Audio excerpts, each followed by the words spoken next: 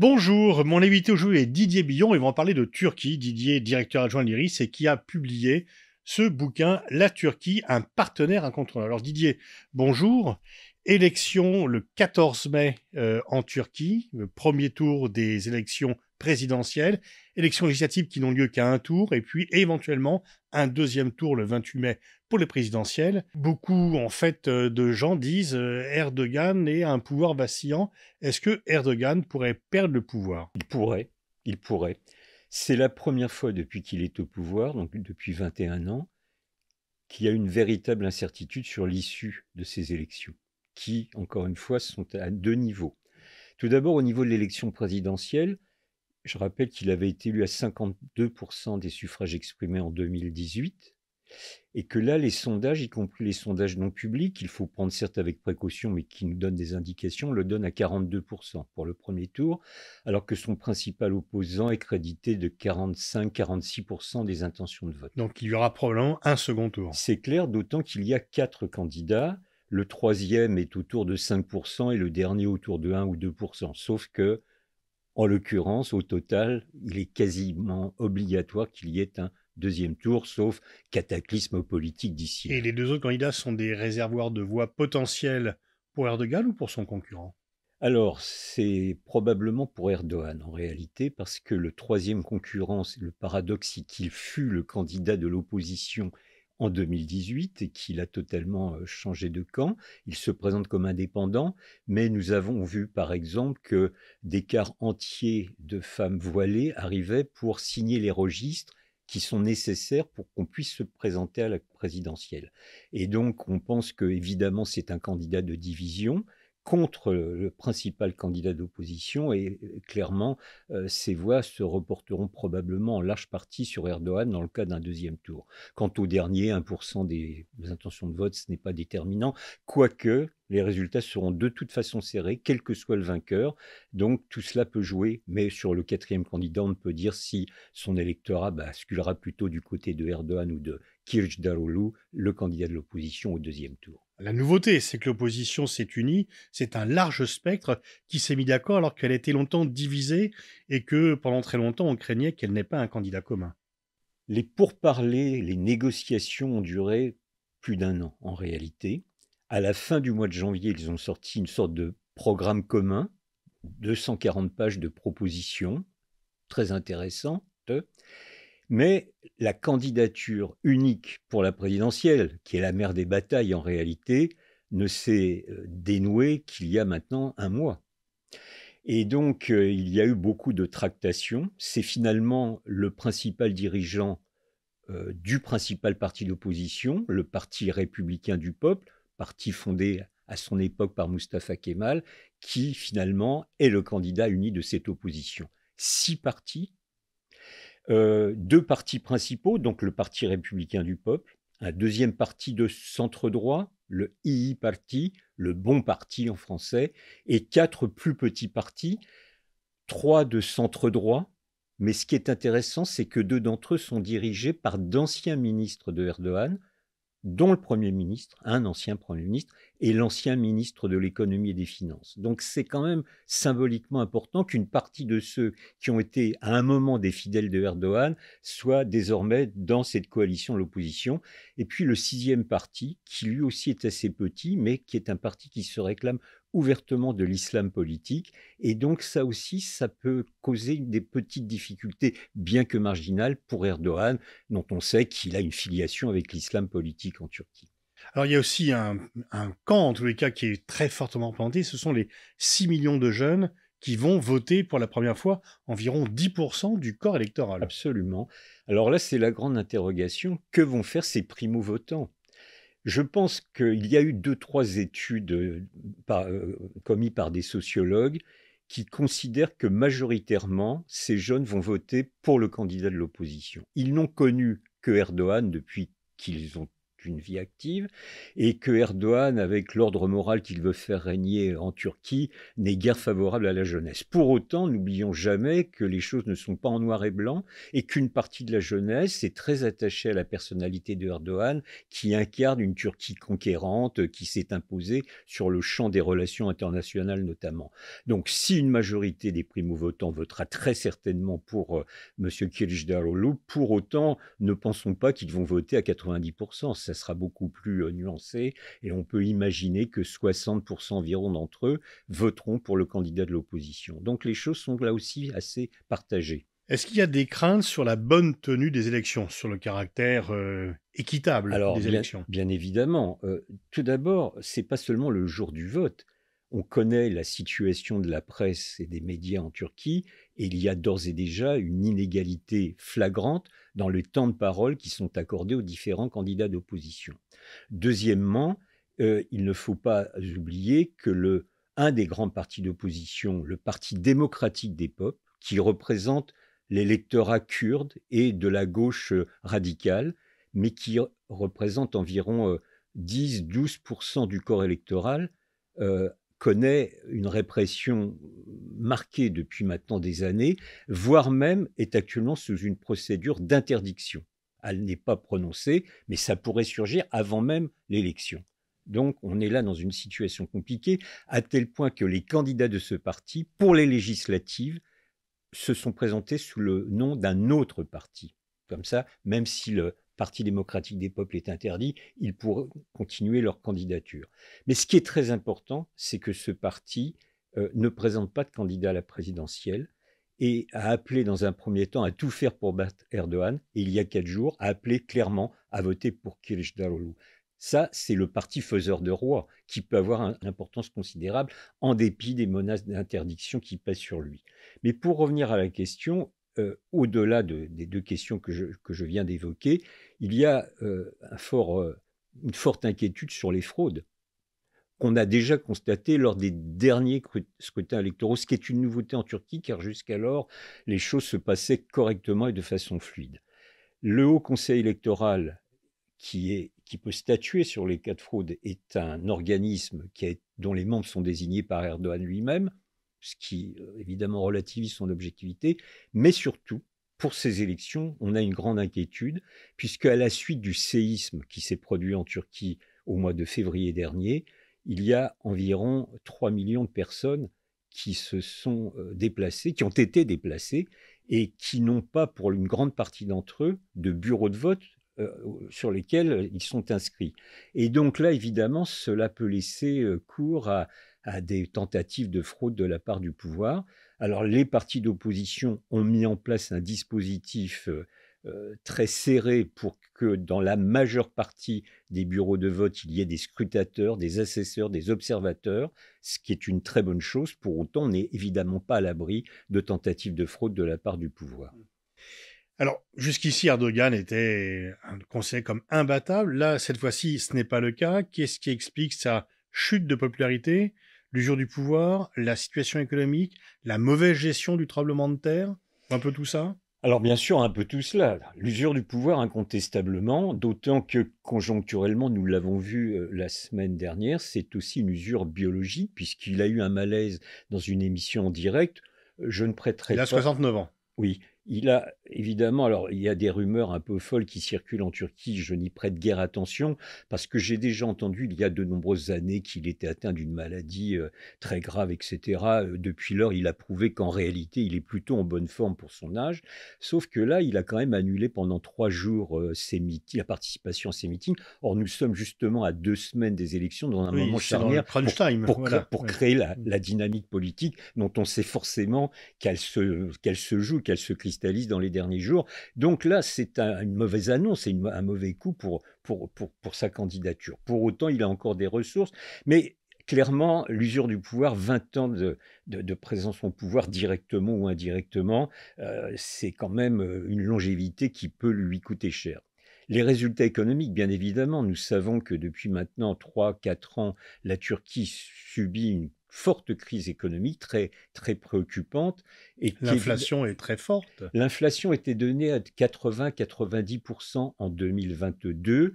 selon les chiffres officiels des groupes d'économistes indépendants, donnaient une inflation à plus de 100%. Cette année, sur le premier trimestre de 2023, l'inflation est à 60% environ, donc en légère régression, mais 60%, c'est évidemment énorme. Enfin, quand on voit les difficultés en France avec une inflation Cla- à un chiffre, Clairement, clairement, la lire turque s'est dépréciée de 200% par rapport à l'euro en 4 ans. Donc tout ça, ce sont des indicateurs qui prouvent qu'une partie de l'électorat turc qui votait Erdogan, non pas du tout pour des raisons idéologiques, mais au vu des bons résultats qu'avait atteint la Turquie, notamment à la charnière des années 2009, 2010, 2011. Je rappelle quand même que le revenu moyen des Turcs en 10 ans, entre 2001 et 2011, donc les 10 premières années du règne de Erdogan, s'était multiplié presque par 3 en termes de revenus moyens. Donc une partie des classes moyennes notamment votait Erdogan. Ce n'est plus le cas, donc ça risque de lui coûter cher. Et puis il y a un dernier élément, je crois, c'est l'autoritarisme. Une partie des Turcs en a assez, y compris ceux qui ont pu voter pour Erdogan il y a quelques années, en ont assez de cette prétention à légiférer sur tous les pans de la vie sociale du quotidien, sur tous les aspects de la vie politique, sur la restriction aux libertés individuelles.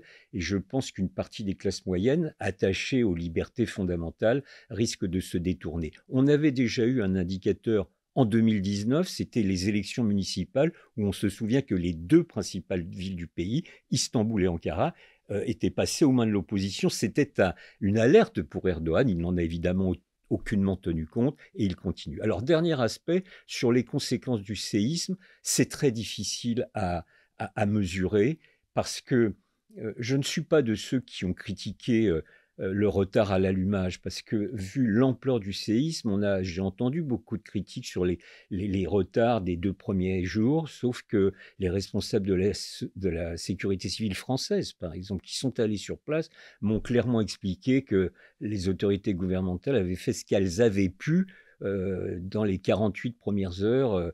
Les routes étaient détruites, des ponts étaient écroulés, en plus il avait neigé dans la région touchée par le séisme, donc c'était très compliqué. Par contre, ce qui est souvent reproché à Erdogan, c'est le système qui a permis à ces centaines de maisons de s'écrouler sur elles-mêmes. Parce que nous savons très bien que les normes antisismiques n'ont nullement été respectées. Nous savons très bien que le matériau utilisé pour la construction des bâtiments n'a pas été respecté. Pourquoi ? Au nom de la logique d'un système basé sur la rentabilité immédiate, dont Erdogan s'est fait le héros depuis 20 ans. Alors qu'il y avait protesté, qui est arrivé au pouvoir, sur la base d'une protestation contre un précédent, la gestion d'un précédent séisme par ses prédécesseurs. Clairement, c'est l'arroseur arrosé, parce que c'était une des raisons qui lui avait permis de gagner les élections législatives de 2002. Et donc, évidemment, cette situation se retourne totalement aujourd'hui, mais pas tant sur ce qui s'est passé dans les heures qui ont suivi le séisme que sur la logique d'ensemble d'un système dont on le rend responsable. Est-ce que ces difficultés économiques ont créé une nouvelle vague d'émigration à partir de la Turquie ? On sait que la Turquie était un pays fournisseur de main-d'œuvre immigrée en Allemagne, mais également en France. La stabilisation et même le développement économique avaient mis fin, il y avait eu des retours. Est-ce que cette difficulté économique a créé une nouvelle vague d'émigration à partir de la Turquie ? Oui, mais pas du tout comparable à celle que nous avions connue dans les années 60-70. C'est-à-dire qu'à l'époque, c'était des travailleurs, des ouvriers spécialisés qui venaient en France, qui venaient surtout en Allemagne au demeurant. Ce que nous constatons, notamment depuis la tentative de coup d'État, mais pas dans le même registre en termes de nombre, ce sont des classes moyennes supérieures, des universitaires, des intellectuels, des professions très qualifiées qui partent de la Turquie, donc c'est un nombre limité, mais qui partent parce qu'ils n'en peuvent plus de vivre dans cette société où ils considèrent que les libertés fondamentales ne sont plus respectées, ce qui est d'ailleurs une réalité. On sait aussi que nombre de personnes, alors c'est plutôt des classes moyennes supérieures, qui ont des moyens financiers, partent parce qu'ils ne veulent pas que leurs enfants poursuivent leurs études secondaires ou surtout supérieures en Turquie, parce qu'ils considèrent que l'enseignement désormais est totalement orienté et de piètre qualité. Donc ça, c'est un phénomène nouveau, très difficile à chiffrer.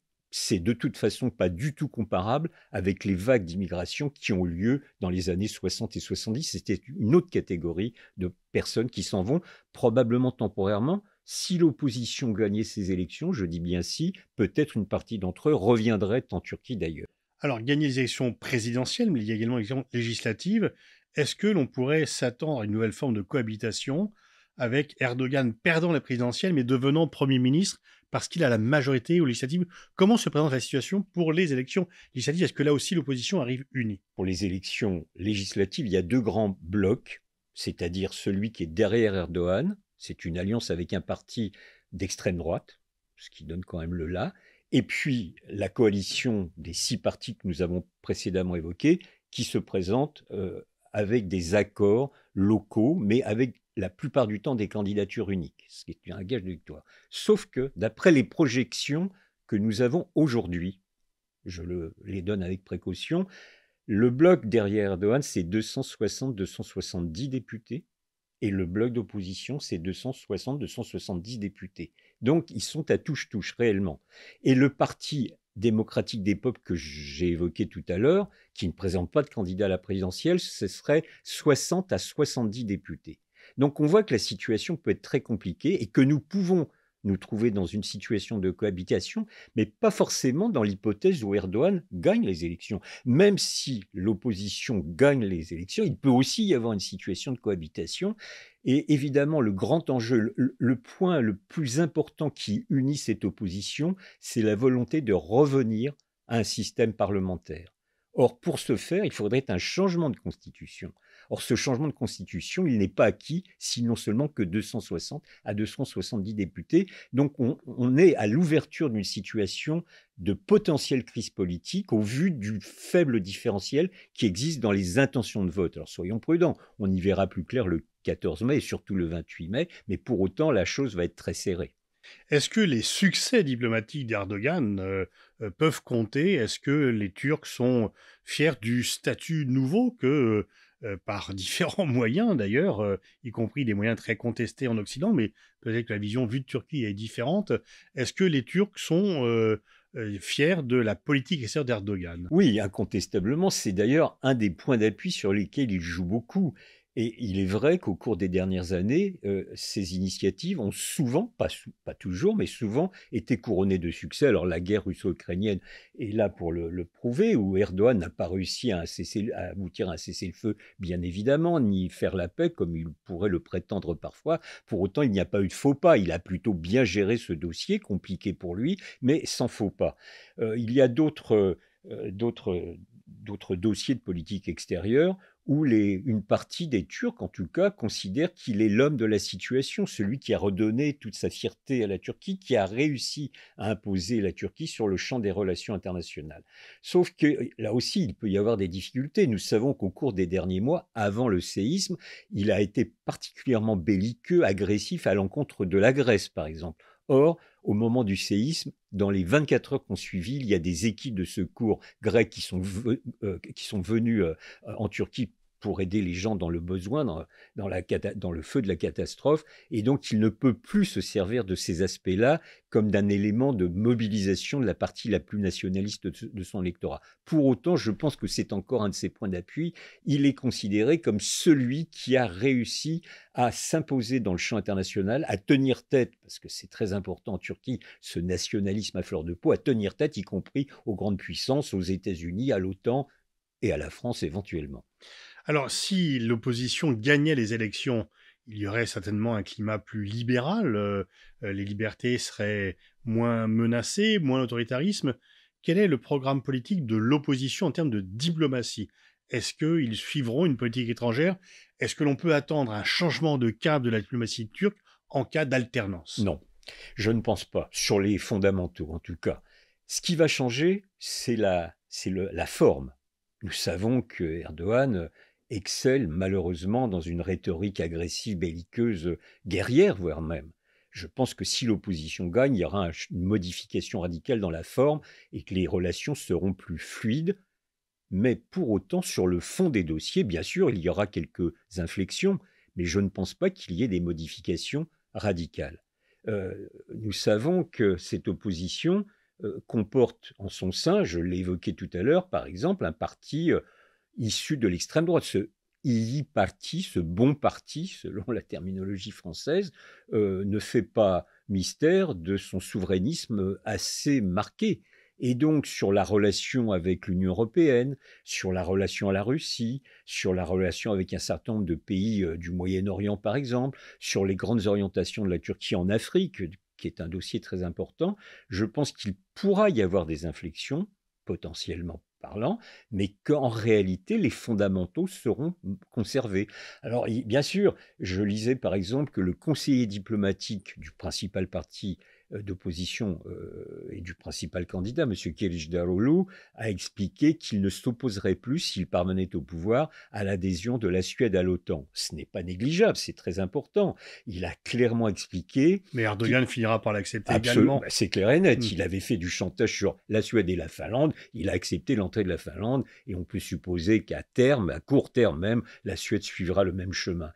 Donc, en réalité, non, je ne crois pas que les choses seront beaucoup plus simples. Dans la forme, oui, certainement, et tant mieux, et c'est important en diplomatie, mais sur le fond des dossiers, je pense que la Turquie s'inscrira dans la même trajectoire que celle qui a été Et il y initiée aura par toujours, bien que la Turquie appartienne à l'OTAN, cette relation très forte qui se maintient avec la Russie.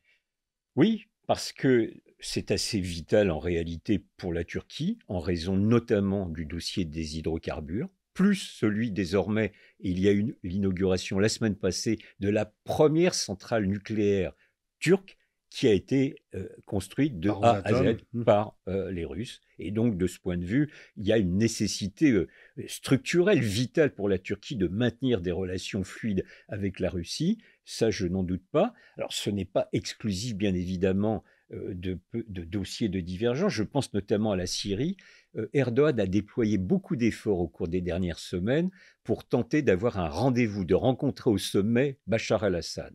Et celui-ci, avec un art consommé, a reculé les échéances et il n'y aura pas de rencontre entre Erdogan et Bachar el-Assad avant le 14 mai ou le 28 mai. Ça, c'est maintenant une certitude.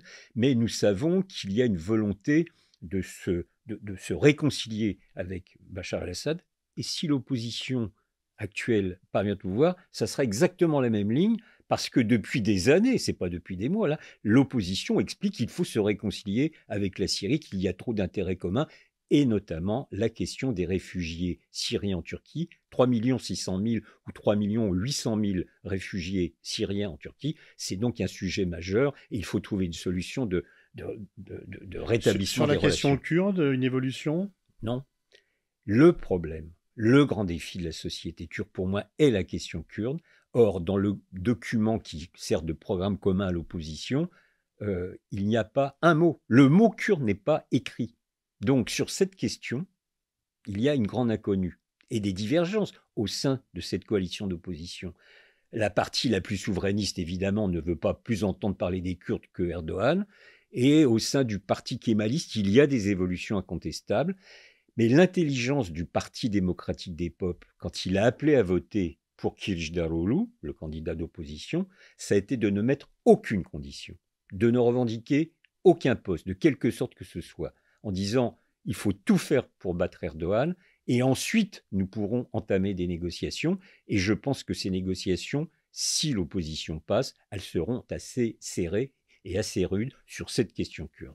Et est-ce qu'on peut espérer un nouveau départ dans les relations entre Ankara et Paris ? Je pense que dans la forme, si l'opposition passe, ça lèvera un certain nombre d'obstacles, parce que nous savons qu'il y a des différends, des contentieux entre les deux pays, mais qu'il y a en plus, et c'est ça qui est très préoccupant, une sorte de mauvaise entente structurelle entre les deux présidents, Erdogan et Macron. Si donc un nouveau président parvient au pouvoir en Turquie, ça va lever cet obstacle et ça permettra de relancer un certain nombre de contacts qui n'ont jamais été totalement supprimés, bien évidemment, mais cela pourra les booster assez rapidement.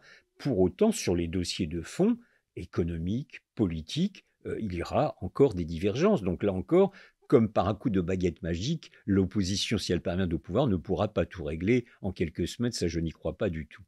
Merci Didier pour ces éclaircissements sur la situation en Turquie, donc ces évolutions extrêmement importantes, ces enjeux très extrêmement importants. Et je renvoie à la lecture de ton livre, La Turquie, un partenaire incontournable, sorti il y a quelques mois mais qui reste d'une très grande actualité. Merci.